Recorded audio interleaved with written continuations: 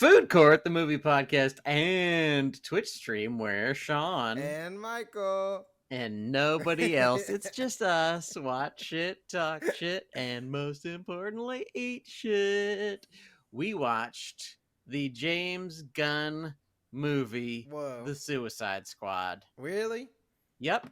Before the movie came out, we challenged him. We said, James Gunn, we dare you to make a movie without any montages to a song that is popular or even kind of slightly popular. And he was like, you know what? I'm not even going to try to do that. In fact, there will be no scenes without songs. Yeah. That's great. I will not even attempt to put a scene in this movie without a song in it. Needle drop. And, yeah. He Ding, loves the ding. needle drops. All about how it. are you, Michael? I'm all right. I'm rocking and rolling, trying to keep it together. Oh, yeah? Are you freaking out? I am freaking out about this episode in particular. Yeah, are you pissed off? Oh, no. I am okay. Zinned out. Blissed Oh, really? out. My mind's eyes are open to the clouds. Clouds? Uh-huh. What's inside of the clouds, dude? Water molecules. Oh, shit. Have I told you this story? Uh-uh. There was a dude at the place where I work. Whoa. And it was like early in the morning. And he came in and he was just like one of those dudes. Like, I don't mind when people get high. That's fine. You got to get high. Get high. Whatever. Life is so miserable. Feeling anything is so horrible. You should join a suicide squad and kill yourself. But some people just take drugs. Yeah. And he obviously had taken way too many of them because he was just like one of those dudes who was, it was like a from like a cartoon. Yeah. Like a high person from a cartoon. He was like, oh, man. And he was like, hey, man, did you look in the grass this morning? Was there anything in your grass this morning? Uh-huh. I was like, what? Yeah. He was like, did you see a unicorn in your grass this morning? What? I was like, no, man, I didn't see a unicorn. He's like, look between the blades. Between the blades. That's what he said. That's so good. Well, that seems... Yeah. Okay, go on. I don't want to interrupt. No, this is important. And then, luckily, I had a gun on me, and I shot him right between the eyes. You went between. You didn't go between the blades. You went between the eyes. Yes, right between the eyes. And he went, what? Did you see this? Did you see this bullet? What bullet? Before you can finish bullet, what bullet? What bullet? Look between the bullets. Right between the bullets. What do you mean? Yes. I don't know what he meant, but I know what the chat means. The chat is already going off. What? Tell them to fuck off. This is our show. Yeah, fuck off. But K-Weave says, love the shirt, thanks. It's a dog splitting open with a intergalactic being inside, which is kind of like what you were saying with the unicorns. Yeah, unicorns are beautiful. Also, Gary and John are present in the chat. It's exciting. Is there a way to boot John? Yeah. Get him out of the chat. We don't need him coming in here and ruining things. Oh, you guys are being too silly. This show is supposed to be... This show is a serious movie podcast. Where's Sean? Yes. And John. And John, watch shit, talk shit, and most importantly, eat shit. We watched The Suicide Squad, starring James Gunn as the director. Starring Viola Davis as the Stern Lady. She's stern. Starring Margot. Sorry, we decided we would call her Margot Robot. Starring Margot Robot as the most annoying character possible. How could I be annoying with a voice like this? I'm like Fran Drescher in the movie. You know, in those movies when you see a character like this? Yeah. What if she had horrible lines? They're all terrible lines. Terrible. And there's an angel and it's jizzing in my butthole. This is stupid character. Oh my god. Yeah, it's like all the lines that were like, "Oh, this is outrageous. This is the edge. We're on the edge here with this." You know what's weird? Women would never say this. Yeah. This is weird because women never go poopy. So she talks about going poopy, but women don't go poopy. Yeah, never. This is funny. It's just James. James has used computer technology to have other Jameses sitting around him, like patting him on the back.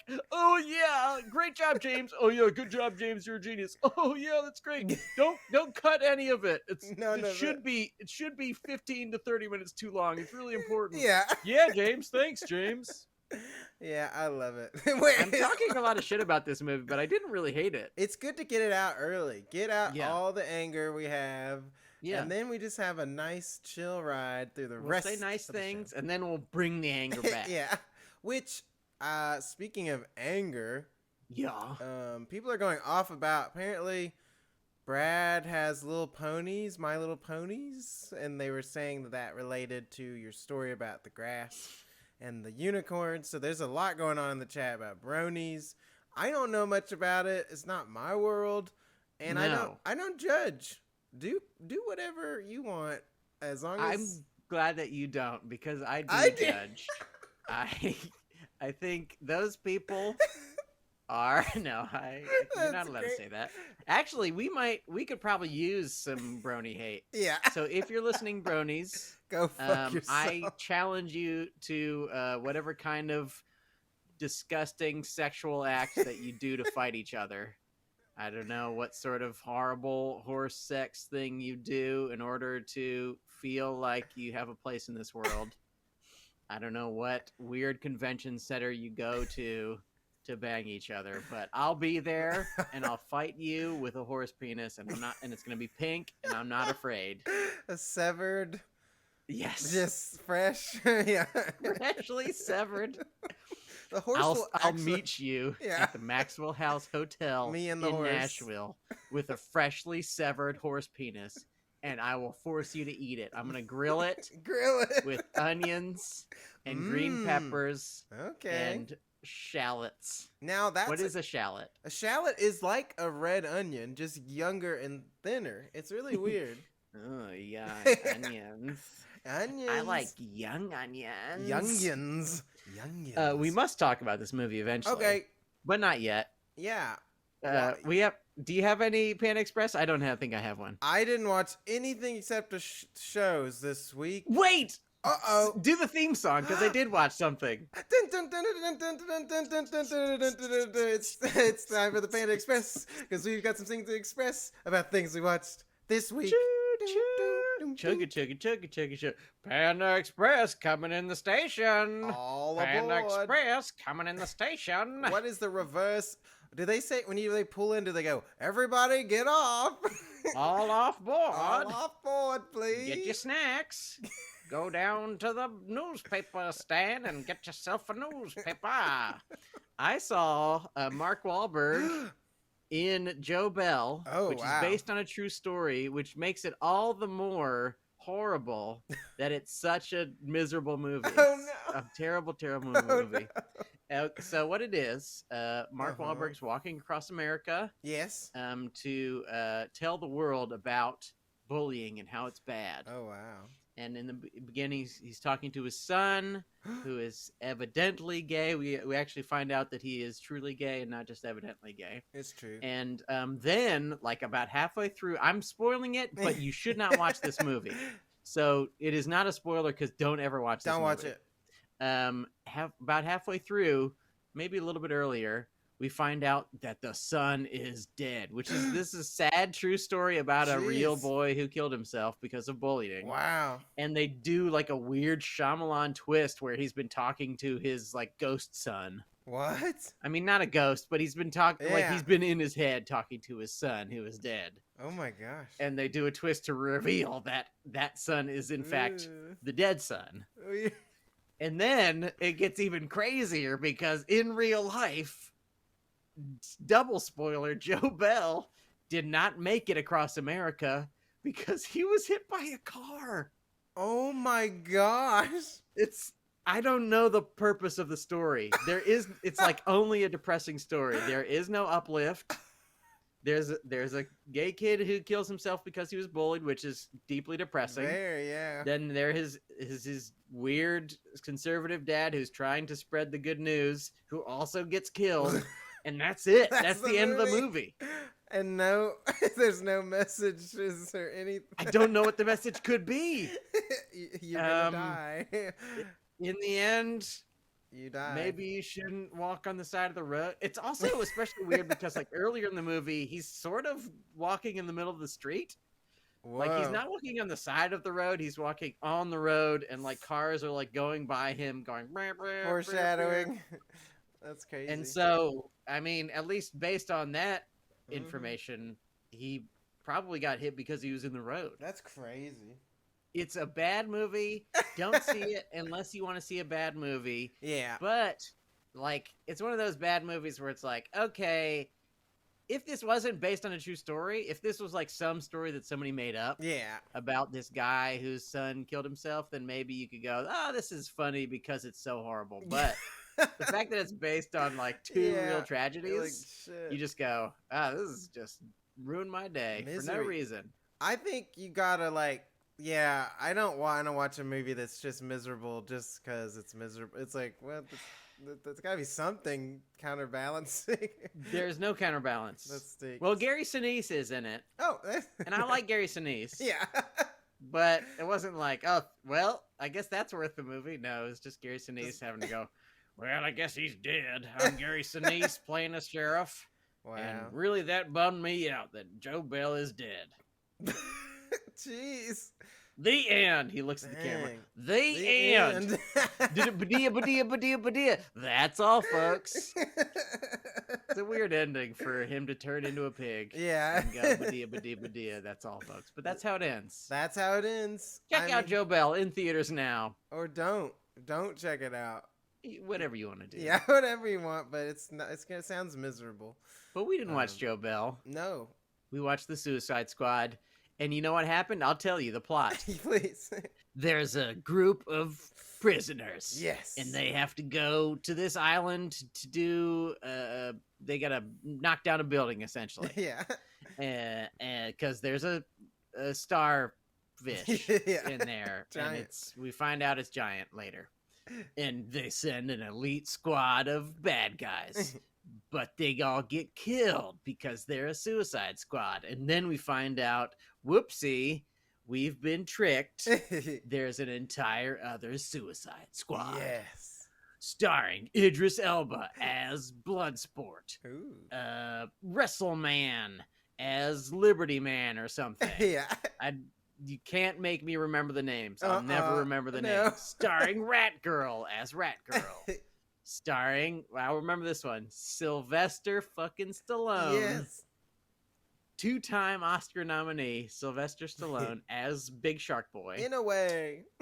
Yes, as Weemaway, King Shark. And is that it? And Polka Dot Man. Polka Dot Man. Starring that weird guy as Polka Dot Man. Yeah. And almost nothing happens. I mean, there are just little missions. Basically, that's what happens. But essentially, what they have to do is knock down the building, and then eventually they do. Yep, that's the whole movie. That's pretty much the whole plot. Yeah. There are like many missions. There's lots of murders. Yes. But that's basically the plot, is they have to knock it down.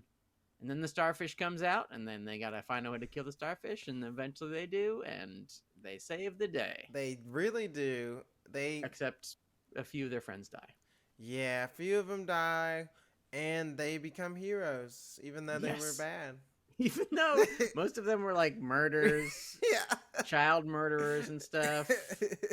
I mean, we don't know what Polka Dot Man did, but it seems like kid stuff, right? He seems like he's a kid toucher, right? It's really weird. He has a really weird vibe. In every movie he's been in, because isn't he like in The Dark Knight, the one who's like getting interrogated? He's like really weird.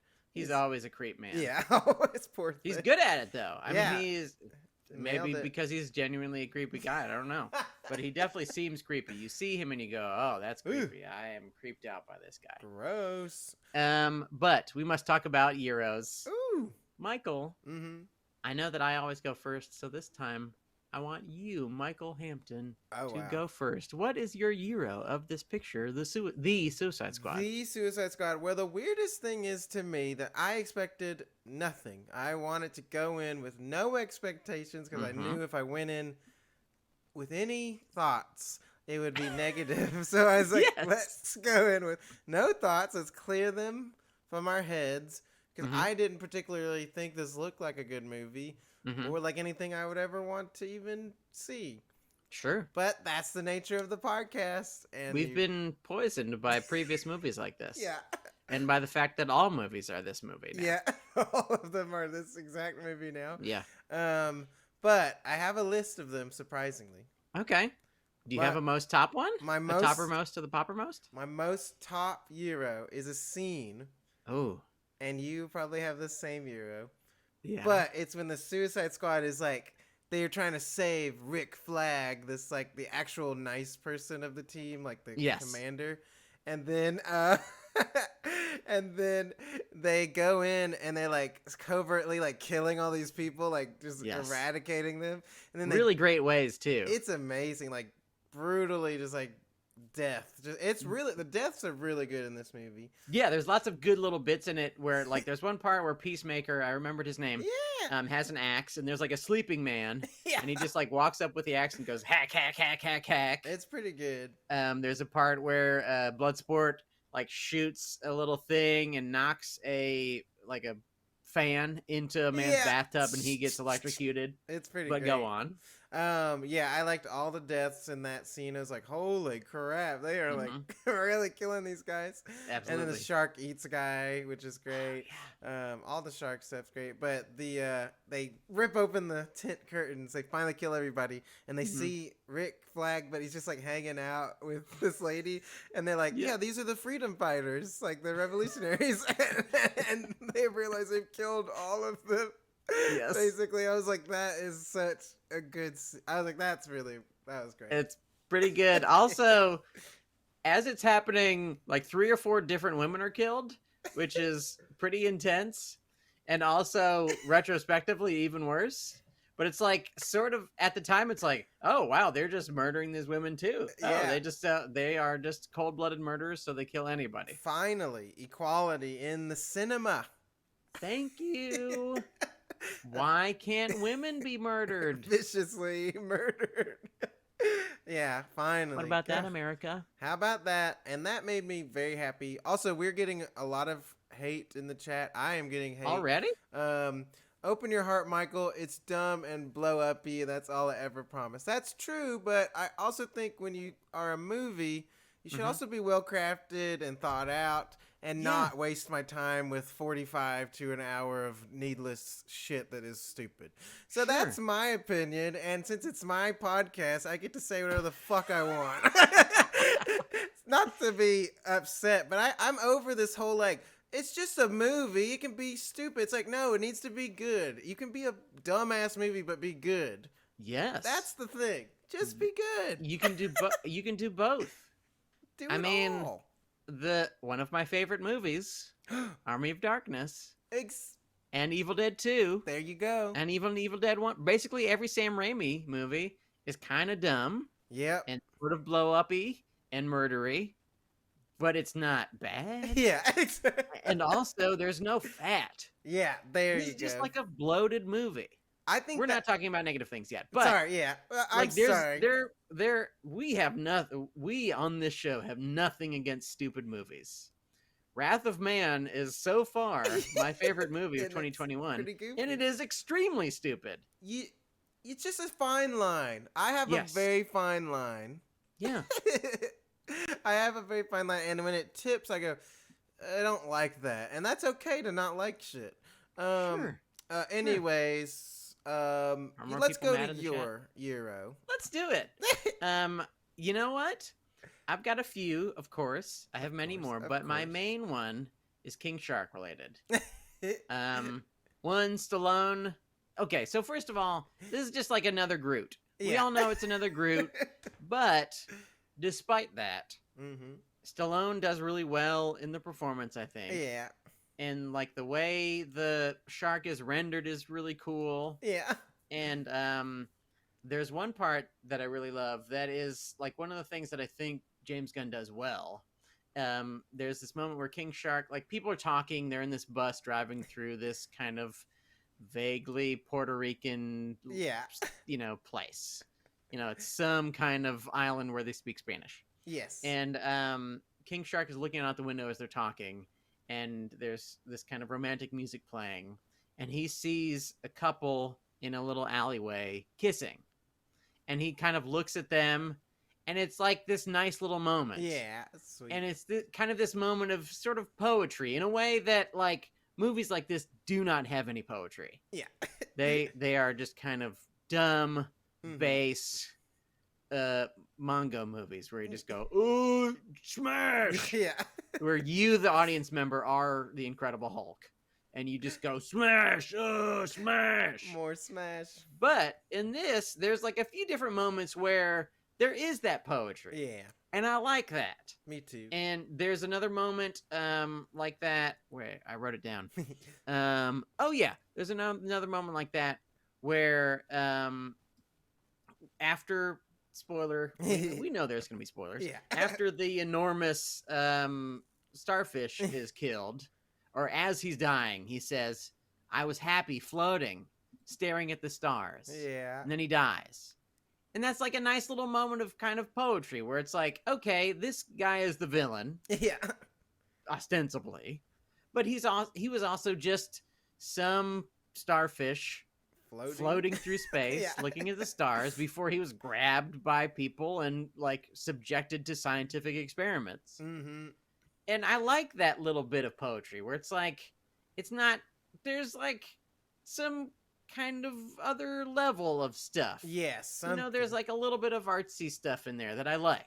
Yeah, there was a lot sprinkled in that was nice. And those are the parts where I was like, that's why it was weird about this movie where I was like, I liked a lot of it. But then there was a lot I didn't like, so it was like this weird... It was very weird, and that's where, like, the trimming of the fat, but I also know you have to please the people who do just want it to be a smashy, blow up. I guess so. But, yeah. I mean, a lot of the smashy is good. Yeah, it's well done. And some of the blow up is fine. But it's like, I just almost never need a movie to be 2 hours and 15 minutes. Yeah, no. Just almost never. It's way too long. If you got a bunch of shit to put in there that needs to be there, I totally understand. Take me there. I'll watch a 2 hour and 15-minute movie. Hey, if you want to make a 6.5 hour movie, I'll watch it. Yeah.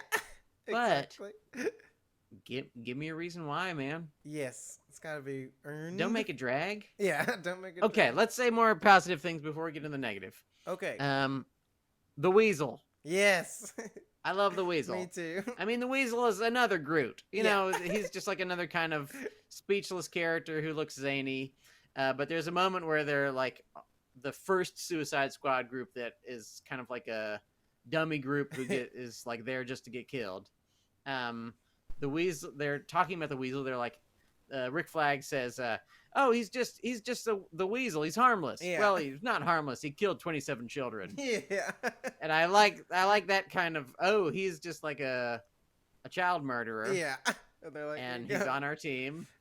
And like that sort of stuff is funny and kind of nihilistic, and I like that. Yeah, I like that. And I liked all his sounds were really well done. They're like really bizarre and weird. I love that like a kind of hero shooting off of that is like he instantly drowns to death. Yes. And you're like, that's great. They're like, no one checked if he could swim. I was like, that's pretty good. Yes, and it like his drowning is kind of extended.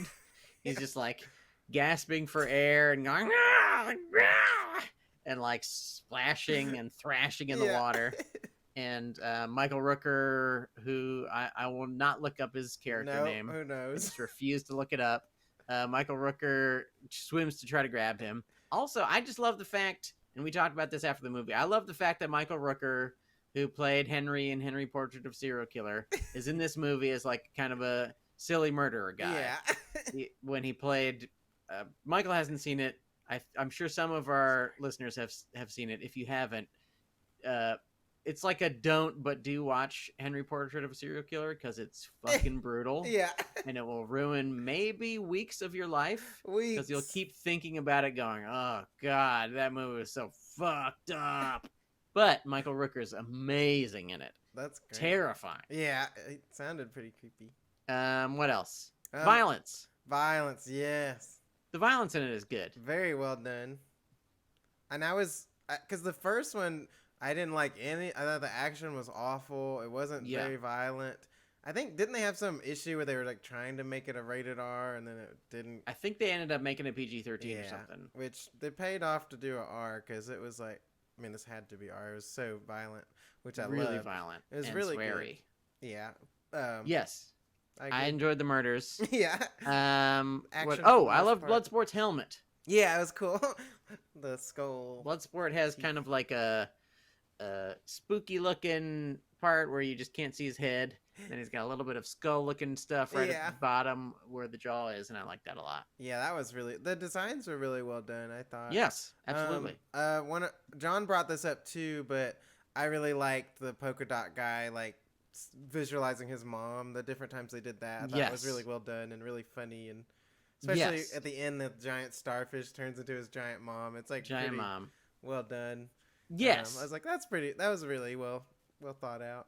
It's one of those things where, like, I like his character, but it's weird in movies, like, especially these kind of, powerful men and women movies. Yeah. Where, like, this guy clearly could kill anything.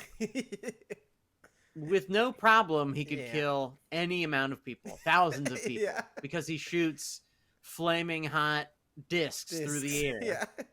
Thousands of flaming discs through the air. And, like, only at the end does he realize, like, oh, I guess I should shoot out my flame. I mean, a few times he shoots out his flaming discs, but mostly they should just put him in the front. Yeah. And he should shoot the flaming discs, and then everybody would be dead. And I know that would defeat the purpose of the whole movie. Yeah. But it's like, just make him less powerful or something. Yeah. Because if he could, like, once you see him, like, knock off the leg of a 1,000-foot starfish, you're like, oh, this guy's insanely powerful. And he's just been, like, shooting one or two people at a time this whole time. He could just kill everything. Or at least have, like, one person who's standing near him go, like, hey, why didn't you do that earlier? Yeah, exactly. You've been very powerful. You've been able to do that this whole fucking time, dude. You're extremely powerful, yeah. Especially since this movie is very meta. It's like, oh, we're in a comic book movie, so comic books in a comic book. Exactly. Ooh, comic book. Comic books.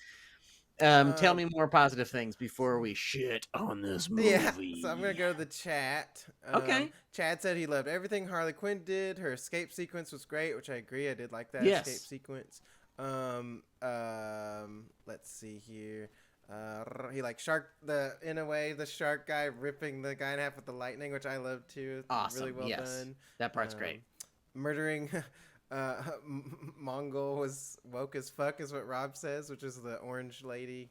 Oh yes, monster, which is true. They straight up burned her to death. They really burned her to death. They absolutely burned her to death. While we're talking about the Harley Quinn escape, I like that Harley Quinn escape, but I don't and I understand it as like a visual thing, but why the fuck is there cartoon shit? Yeah.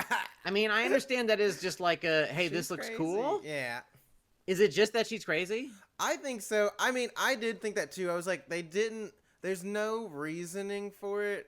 And that's the thing too. It's like, have a crazy movie, but have some way you earn the craziness, not just do it because like, oh, it'd be cool if flowers shoot out of her ass. Like, yeah, it looks cool, but like, what is...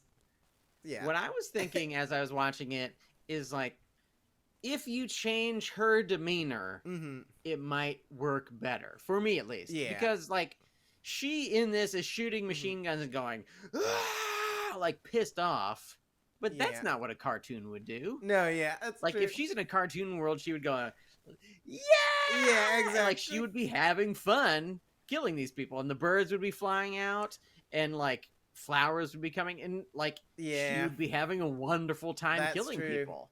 And she kind of, like, does cool running off the wall kinds of stuff, but and I hate to cut out of an action scene when you have like a nice bit of action going on, but cut to her having a great time. Yeah, I think that'd be great. I mean, if indeed she goes into a cartoon world for no reason, then have it be. I mean, I don't know. Maybe she reacts differently to cartoon worlds than I would. Yeah. But if I was in a cartoon world, I would be going, aha, yeah, yay! But she doesn't do that. She's kind of like, fuck you! Like action movie. Yeah, I agree. It would have made way more sense if she was like laughing. I feel like, we'll get to it. I'm not going to say it. That's the low main. I'm going to say some of mine because I think... I like the rats killing the giant starfish in slow mo. That was really well done.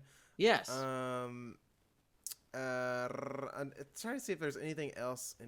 I like the smaller bullet when Bloodsport and Peacemaker shoot each other because they make a joke about him having bigger bullets, but then the smaller bullet shoots through the bigger bullet and kills him. I was like, that's pretty nice. Yes. And then in a way, the shark playing with those weird things in the aquarium was like another sweet moment. We're like, oh, exactly. Sweet. Which I don't like. I get what they're doing with the creatures being all like vicious, but I didn't think they needed it. I was like, no, and that's like I don't know what that movie, like that's a bit from another movie, right? Yeah, where it's like where it seems like they're kind of a cute fish and then they turn into a bad fish, right? I mean, it's like Galaxy Quest when they like see all those miners, and then they turn, It is absolutely Galaxy Quest. Yes, that's what I was trying to think of. And I think, honestly, just have them be sweet. Yeah.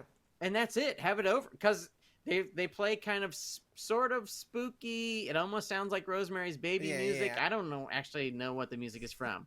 But he's like playing with them and they have fun. And when their aquarium washes away, just let's never see them again. Never see them again. Or, hey, here's something. Have a soldier step on one that's like suffocating or something, and then that makes the shark angry or something. Exactly. Some kind of. I just hate it. I don't think they always have to do that. And I thought for a second that they just killed his character like that. I was like, what? Oh. I was like, that's so stupid. Anyway, that set me off for a second, but then they. Yeah. I just don't. They just had. It's the problem with all these movies. Too much. They're just like, oh, and then this, but they're actually this, and then da-da-da. It's like, just leave it. Let it be that. Especially if it's some kind of creature that's in an aquarium inside of a weird Nazi spire. It's like, it doesn't have to be... It's already 17 things. Yeah, exactly. It doesn't have to be one more thing. Yeah. Especially since you've got so many things.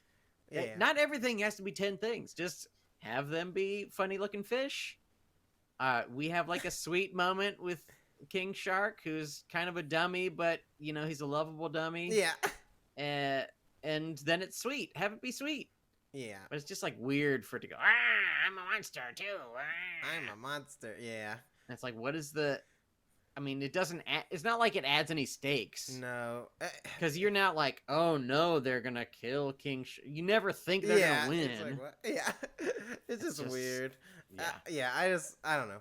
I don't know how... that was a Euro, but it also was a Loman. It devolved. Leads the Euro that devolved into... And I think that's many of my Euros have like a tail end that is a Loman. You were talking about the rats. Yeah. There's a part where she's using her rat machine to make all the rats attack the starfish, which I like. Yeah. And it's also like a funny kind of... It's funny and also slightly poignant because, okay, she's doing this rat thing and you see these millions of rats and you go, oh yeah, rats are everywhere. They're everywhere. And she's the most powerful one in the end, even though she's like a rat lady. Yeah. But because she controls this kind of omnipresent animal, she is very powerful. Mm-hmm. And then they cut to her with her late dad, who was like a heroin addict. Yeah. And they're talking and she's like, why rats, daddy? And the father's like, rats are the most hated thing, but, they have purpose. Yeah. And there's something like that. And then that's like kind of like a nice little thing. Like, oh, great. And then they do this weird shit where they like pull away and they're sitting on top of a building and they pull into this fake helicopter shot of a fake city. And it is meaning. There's no reason. Yeah, I was sitting there like, is it gonna reveal something? Like, why are they doing this? There's no reveal. And also, it's like,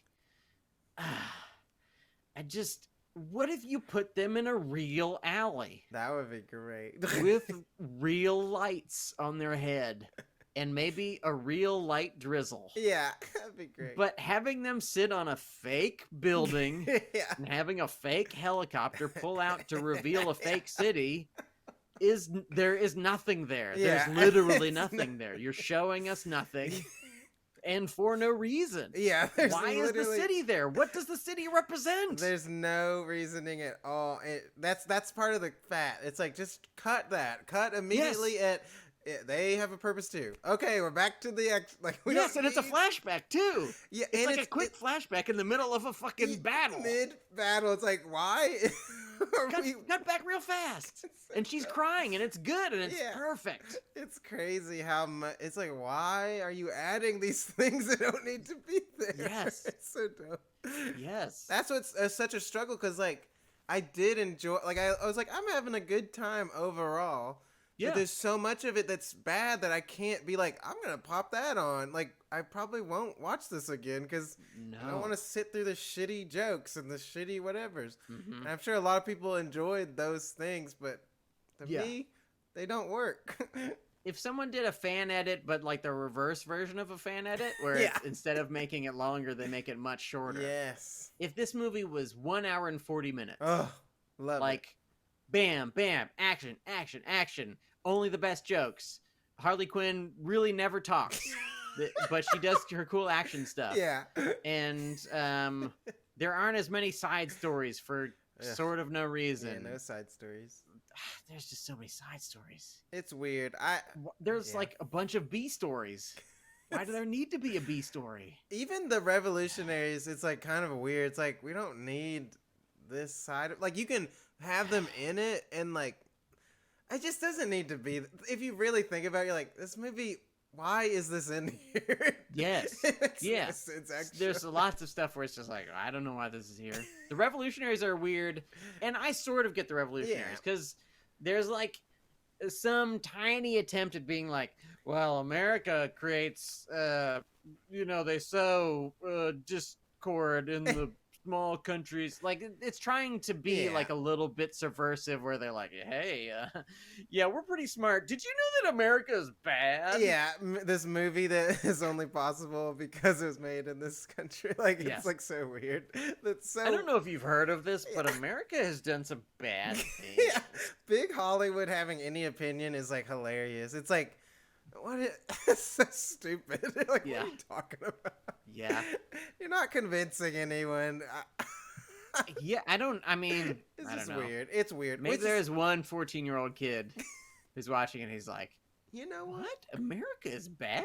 While we're also like, killing's fun. Like, it's like a weird. Yes. So many weird lines. He learns all the wrong things. He's like, oh, America is bad. Well, I guess I better go to the government and shoot as many people in the government as I can. Because it's fun. And you're like, no, wait, no. Don't do that. Yeah. I think we're in the low main section. I think we accidentally switched into low main. So we must talk about our low mans of the picture.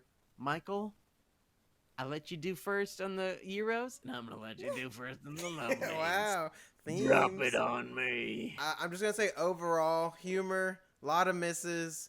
And we kind of talked about this when we left. It's like the Deadpool mentality of write a million jokes. One of them's got to land in an hour.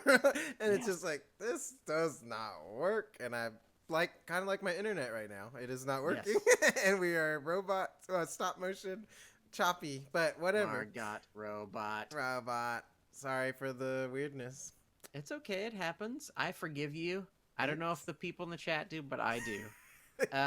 And I agree. Is that the entirety of your main low main? I think so. I was trying to remember. Like, there's the one joke that's in the trailer too, and I was like, this isn't funny. Like, when has eat a bag of dicks been? It's been around for what, like 15 years now. Yeah. It's like, when has that been funny? Maybe at all. Like, it's like, yeah. I like It's like Peacemaker and whatever's face, Bloodsport. I called him Deadshot, which I think is Will Smith's character in the first one. I was like, I think it's essentially the same character, right? It's like a expert marksman who's a black guy. Which I did like. Character. I like that they make the joke like, wait, we're like the same character. Like he says like Peacemaker, which is kind of funny. But yeah, I don't like he's like, why don't you eat a bag of dicks? It's like, this just doesn't. Yes. And then him like being like, well, if I had to eat a bag of dicks for liberty, and like I just don't find that stuff funny. It's just like, this is not my type of humor. I just think it's stupid. I don't know. But some people love it, which is great, but it just doesn't work for me. That didn't work for me. I wrote down one, but basically every Harley Quinn joke is bad. There's like maybe one or two that are good, but so many of them are just like, Margot Robbie is a great actress. Yeah. She is completely inhabiting the role. Yeah. She is not bad. She is just not served by the material. No. She doesn't get to say anything funny. It's pretty bad. The worst one. Sorry. The only time I liked it was when she killed the dude she was like, she had like fallen in love with or whatever. I liked when she shot him. I was like, okay, that's funny. But that is funny. It was so few and far between of like, why, what? Like her character's just so bizarre. And I feel like her character has no substance. Like it doesn't make any sense. And like, there's no logic. She doesn't really feel crazy half the time. No. Like, it's just weird. I don't really like her character. And Rob brought that up. He was like, unpopular opinion, she's just, like, kind of a boring character, which I agree. And I don't really... Like, I brought this up after the movie. Even in the first one, I was like, why is she on this team? She's useless. Like, what does she bring? I mean, she does a lot in this one. Yes. I think they kind of have to force her character to do a lot, because otherwise she'd be like, she's useless. I mean, I think there's a way to make her character Bugs Bunny or something. Yeah. Like, if you have her be zany, but in a funny way. Yeah. Like, at one point, she, like, pulls out this oversized bazooka and shoots it. Mm-hmm. And if there's just more shit like that. Yeah. Where, like, she's doing silly things, and she's the goofy character, I could probably handle that. And they try to do that, but they just fail. Yeah. The one joke that I wrote down that like hurts me, I hate it. Is it starts raining for no reason, which is fine. You know, it's cinematic, so just make it rain. But she says, "Oh, I love the rain. It's like angels are splooshing all over us." Yeah, that's that. And it's like, what could possibly be funny about that? Yeah, well, it's that whole like Hollywood. Ooh, Hollywood said splooge. Oh, like it's so not. I just hate it. Yeah,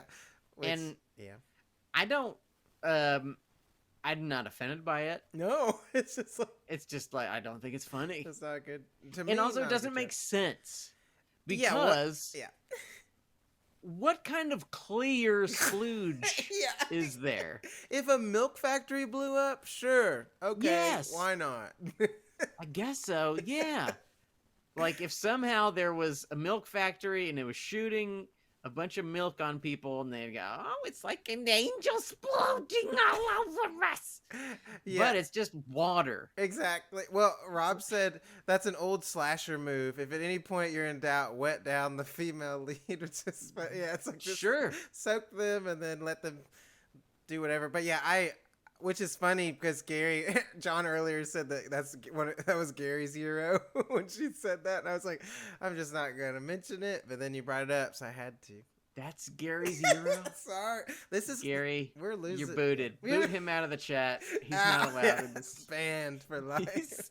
I'm sorry, Gary. Now, I love Gary, but I just have to completely disagree with it. Yeah, that's what's the hardest thing about doing this on like a chat thing, because you kind of feel bad. Like, I'm not like saying your opinions are wrong or whatever. I'm just like, I personally don't find it that way or find it interesting, or like, that's how I don't want anyone to not enjoy this movie who enjoys this movie. Have fun. There are many parts of it. And I think, where did I write it down? Okay, yes. No, wait. No, okay. Needle drops. I mentioned it briefly, but he needs to stop. Yeah, needs. he must fucking stop this shit. Because it's like, okay, in Guardians of the Galaxy, yeah, he does it and there's a bunch and whatever. It's kind of annoying, but the songs are really good. Yeah. And that is helpful. And like, I mean, I think he just picked better songs in that one. Like, he had like 10cc, the beautiful I'm Not in Love, like, which is just a gorgeous song. Of course. It's great. But in this, it's like, the songs aren't as good. Yeah. Also, in Guardians of the Galaxy, I will say there's a context for it. There's like literally a mixtape that's like, absolutely, this is from when I was a kid. That's fine if that's in your movie. But yeah, these movies were just same with the first Suicide Squad. Yeah. Literally, the first like 20 minutes is a music video montage of just like popular songs, cut to them doing stuff. It's just like, what am I watching? Like, it's just weird. It feels just so lazy. Yeah. I think honestly, he thinks of a bunch of songs. Yeah. First. Yes. And he goes, okay, what order can I put these songs in? Exactly. And then he decides on scenes. And he's like, well, I got to make sure these songs are in there. And even like, there's even some songs that I think are great. There's that song, I think it's Jim Carroll Band. I know some people who died. Like, I like that song a lot. Yeah. And I think it works good in an open credits thing. But then when you're at like the 15th, the 50th song, it's like, all right. There's just people listening to songs on radios all the time. Are people listening to radios? When they're on missions? I found that so weird. There's a part where they get captured and there's like loud music and then it goes inside the car and you can still hear the music as if the people are playing it on their radios. Like, what military people who captured, like, why are they, it made zero sense. I was like, what? Yeah. That kind of stuff bums me out. It's like, huh? And they do that bit over and over again.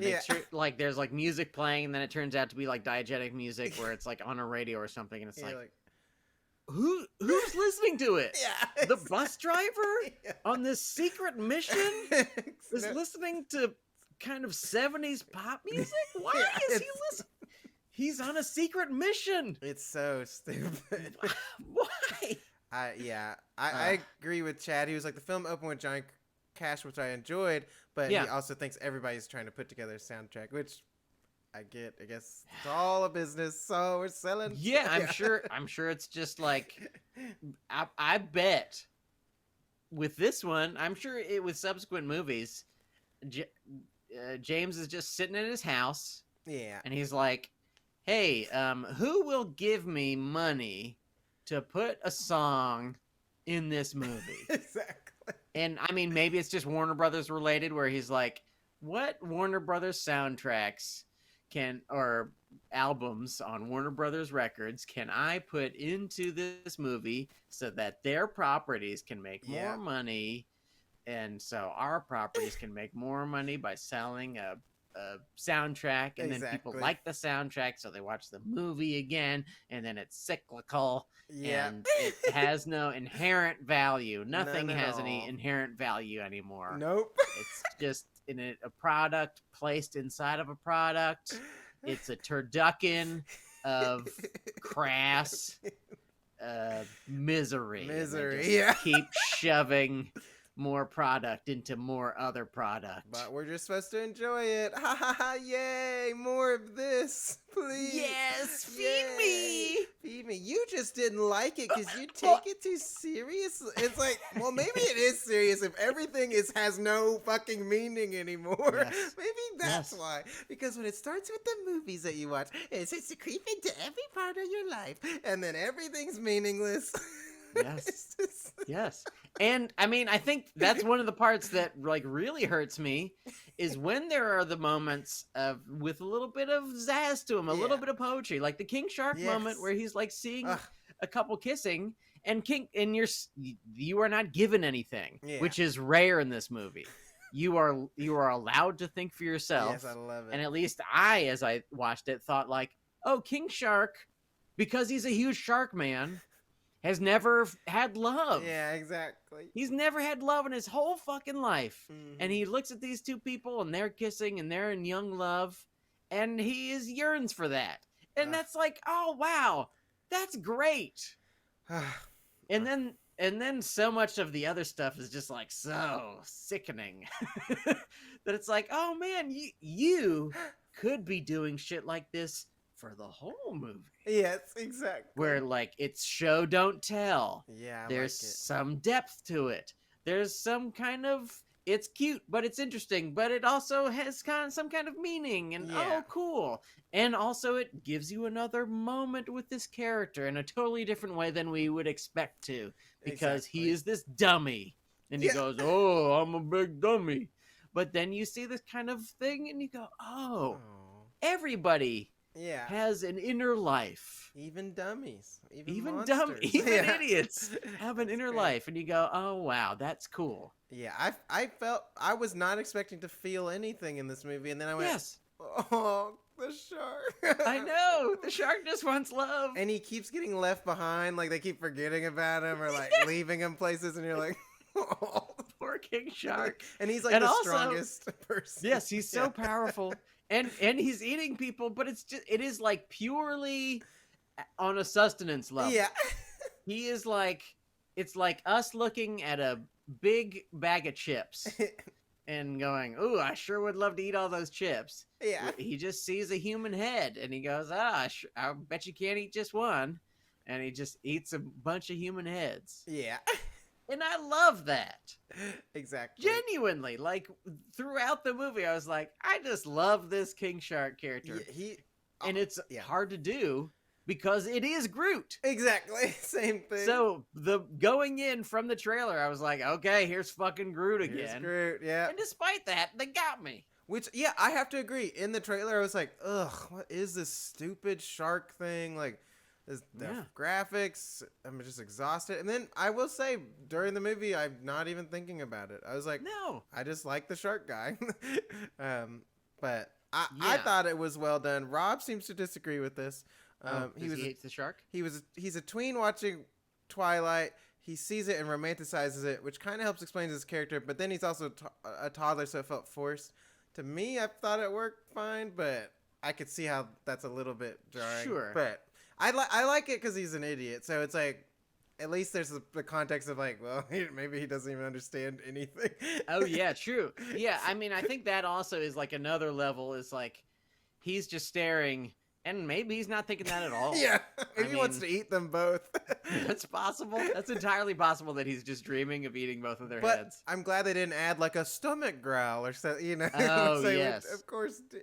Somebody elbows him and goes, hey, are you thinking of eating that couple who is kissing? And he goes, yes, I am. Yeah. I like to eat. Whoa, whoa, whoa. Do you have any other negative things to say about this movie? I thought I appreciated the creativity of the little chapter titles, but I don't think they did them well. I thought they were kind of sloppy and weird. There's so many. I mean, I don't know if this is just a hot new thing, but it seems like every movie has chapter titles now. That's very true. They all have chapter titles. Like, all right. Even Wrath of Man, which I love. Green Knight has chapter titles. Green Knight has fucking so many chapter titles. And there'll be like 5 seconds between them. You're like, all right, that was a really short chapter. Chapter 5, in which the Green Knight walks about 15 feet to another place. Yeah. Chapter 6, he has arrived at the place, and there is a giant. And it is, we're not sure why it's in there, and it costs probably thousands of dollars and only makes the movie worse. Yes. The Green Knight. But there's sperm, so isn't it in the end a piece of art? Yeah, as long as there's sperm is all it takes to take this up a notch to art. To art, that's great. Yeah. The splooge makes it art. Makes it art. I think the best part of that movie is that it proved that boring movies can still be like put out like with scenes that are like slow. I was like, at least that's nice. Yes. As opposed to, this is what's insane. How the fuck can you have a movie like The Suicide Squad? Yes. Not to be confused. That is just like insanely fast, but then is dragged out endlessly. Yeah. It's just interesting. It's like, why? Anyway, that's another big one. Make it shorter. It doesn't need to be this long. Make it shorter. And I think people talk shit about Quentin Tarantino a lot lately. Yeah. And his movies are a little bit too long for me. Yeah. But usually it feels like at least he knows why they are. Mm-hmm. Like when you watch them, you go, okay, I think I see what he wants. Yeah. Like in Once Upon a Time in Hollywood, what he wants is it for like the first 3/4 of it to feel like two dudes hanging out, chilling, being friends. Exactly. So it is kind of lazy, leisurely, because that's what he wants it to feel like. That's I what think. He wants. Yeah. But when you watch this, you go, well, I don't know I don't know why. It's like I don't even know why these scenes are so long, or why they exist. I don't know why he wants them there. No clue. Just to have another scene, I guess. That's what it feels like a lot. You're like, what? This doesn't need to be here. Like they gave him a number. Like they said, there must be 75 scenes. And he's like, what if I can't fit that many scenes into like a really good movie? Then what if it makes the movie worse? It definitely will. Sorry, it has to be 75 scenes. We just decided randomly. Yeah. We picked a number together. And we said 75. So go ahead and do 75. If that means that for some reason Harley Quinn has to get married to a dictator, go ahead.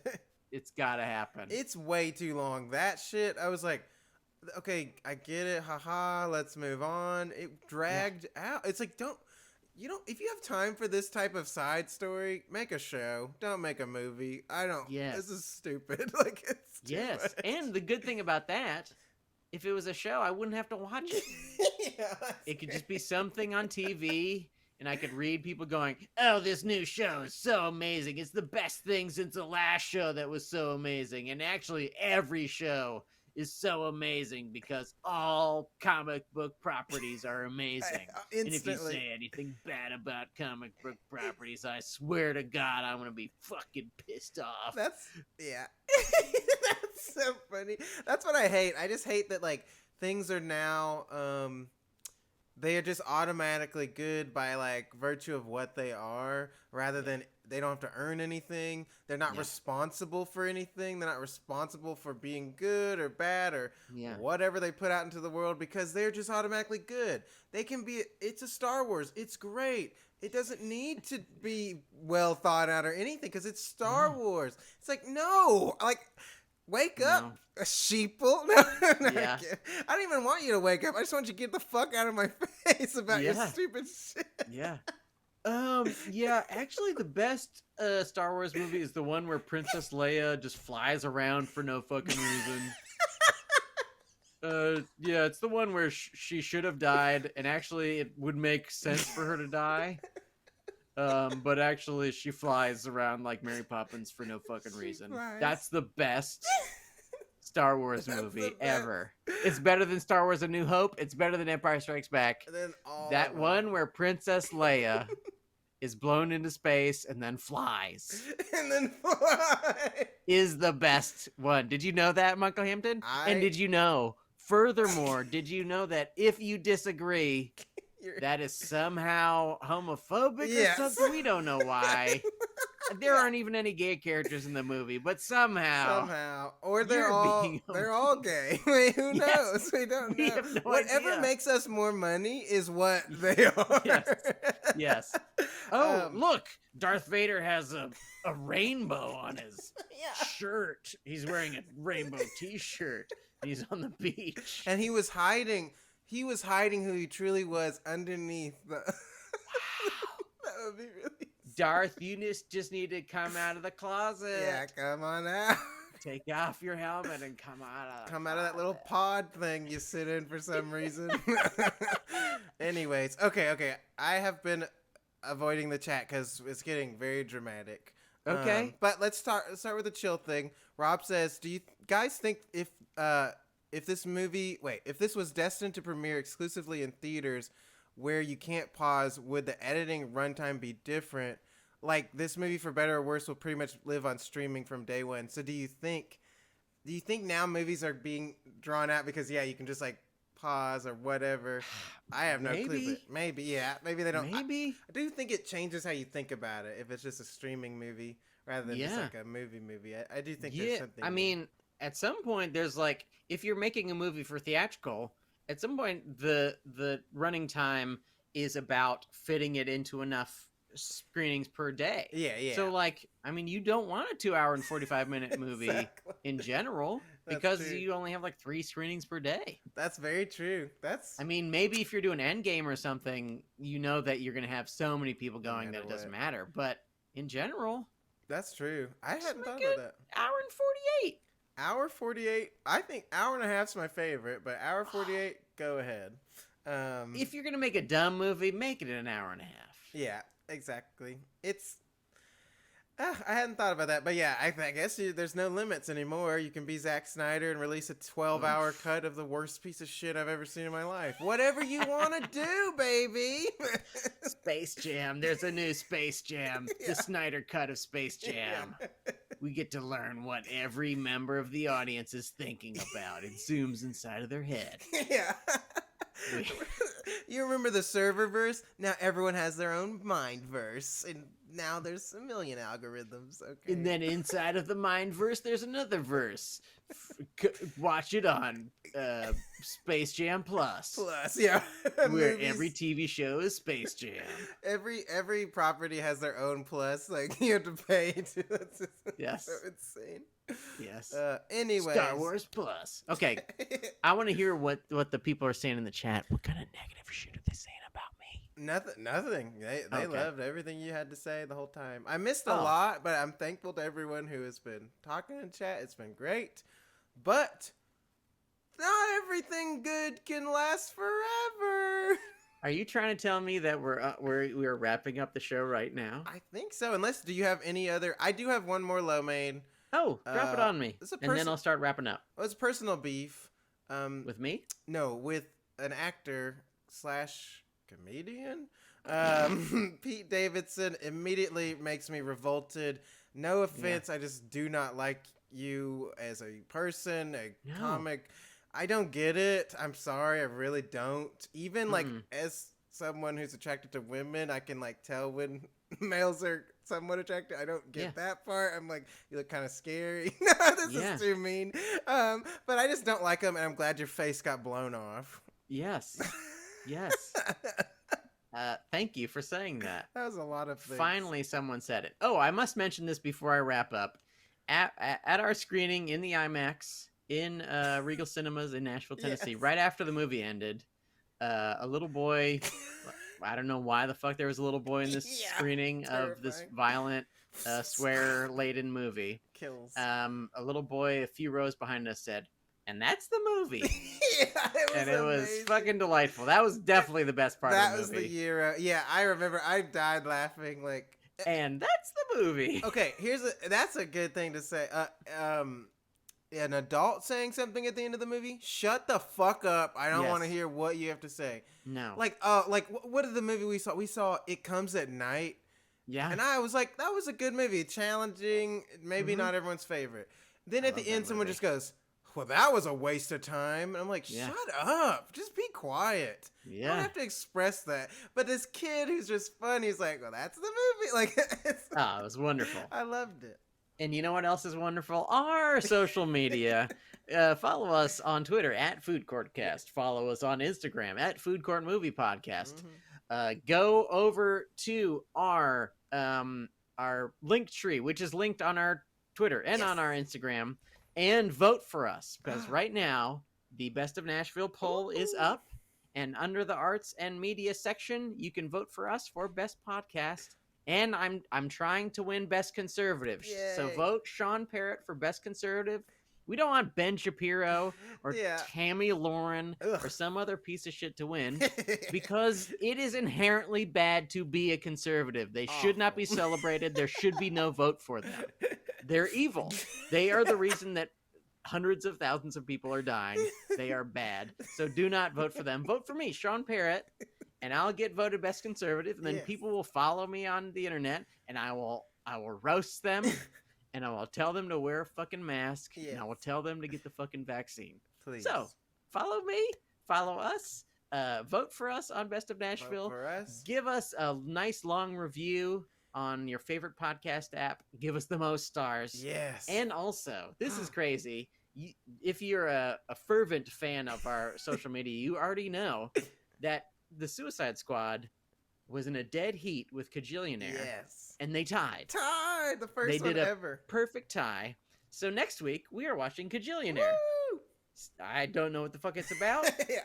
I don't know what it is really, but I'm gonna watch it. Yes. And Michael and I and maybe John will talk about it. Mm-hmm. Yep. Any final thoughts for the people, Michael? I'm just so happy that I finally get to watch that movie because the only way I'll watch it is through this. So yes, I'm very happy, and it's gonna be weird. I'm sure there'll be a lot of fighting. We're gonna be fighting. I like it when we fight. Who knows? We can't always come together on a movie. No, sometimes I have to think you're stupid and you have to think I'm stupid. Yeah. And we have to say fuck you, you piece of shit, and you'll say fuck you. Yeah. And I'll start to say something racist, and I'll be like, I can't say that, and you'll be like, say it, you motherfucker. What were you gonna say? And I'm gonna be like, I wasn't gonna say anything. I was just gonna say I hate you. Do it. You're a fucking racist. And I'm gonna go, you're a fucking racist. And that's how the podcast will end. That would be wild. We will have a Mexican standoff through the internet. We will shoot each other with guns, and it will go into our internet. It'll go through my fiber cable, and it will kill both of us. We'll both die at the end of the podcast. So tune in next week as we shoot each other through the internet, as we do every week now. Thank you so much for watching and listening, and may I say to Michael and to all of you, bon appetit.